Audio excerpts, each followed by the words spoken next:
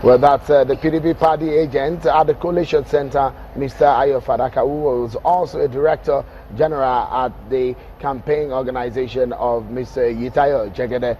But let's not make it sense of the figures and the results of this election. There are a lot of talking points in this election. The figures that Mr. Akeredolu came home with is perhaps something that surprised a lot of critics and analysts. Some people are jolted back to life about what exactly could have made Mr. Akeredolu win in this kind of margin. And some people will wonder, in some of the areas he won, what are the criteria or what are the sense behind all of this?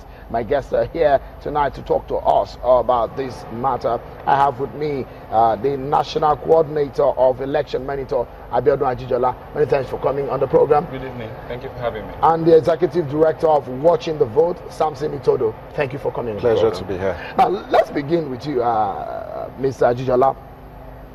A lot of people had thought that this election was going to be a neck and neck. It's going to be very tight. Nobody will probably be able to come out with an outright victory, a landslide, like people will say. Are you surprised with the result that we saw today? Yes, I think I'm surprised at the margin.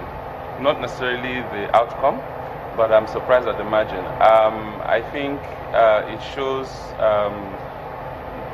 some of the deficiencies in some of the candidates. For example, you know that the PDP candidate had the issue of the court case, and for that reason they couldn't really campaign, and I think that affected his candidacy. I think we cannot dispute that. If you look at the other hand, if you look at the AD candidate, he is a popular person, but you also have to consider the fact that he does not have the kind of structure, when we talk about grassroots network, across the states that you will have in maybe the APC or the PDP. You mean the party structure? The party structure, his party structure is not as deep and not as true as ubiquitous across the states. So, and of course, you cannot downplay that when you come to Nigerian politics. So I think for the AD candidate, it might be very popular or a popular person, but once the structure has not been properly formed, because as you know, he just decamped not long before the election from the APC to the AD. So I think where I see his weakness may have been in the area of structure, whereas I think the PDP candidate's weakness was in the area of the challenge he had with the court case, which I think affected the momentum of his campaign. The APC candidate was also a popular candidate. At the same time, he had the structure. At the same time, his party was able to rally around him to ensure that he could deliver. So I think it's expected. His victory is not too much of a surprise, but I think the margin will be what shocks some people. Something for someone who entered the race 2 days before the election and came second with over 150,000 votes, are you surprised that Mr. Oke came a decent third and Jegede came second?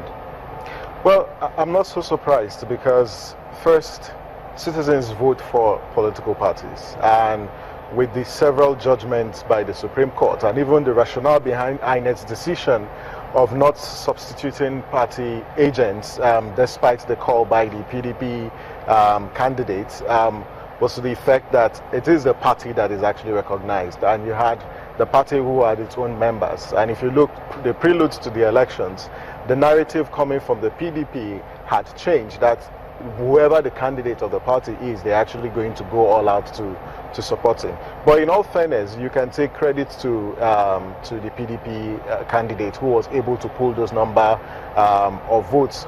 The margin, of course, between the PDP candidate and the AD candidates about 25,000 thereabouts, which to an extent is a huge number. So we should give him that recognition and commendation. To an extent, it may not necessarily be shocking or surprising, but some people do think that it is to an extent. Okay, Mr. Ajijola, talk to us about some of the things that we've seen in this election, such as the outcome that we've seen today and how strong some of these candidates. Mr. Akeredolu, this is not his first time. Mr. Olushola, okay, this is not his first time. Mr. Jegede, this is his first time of running as governor of the state.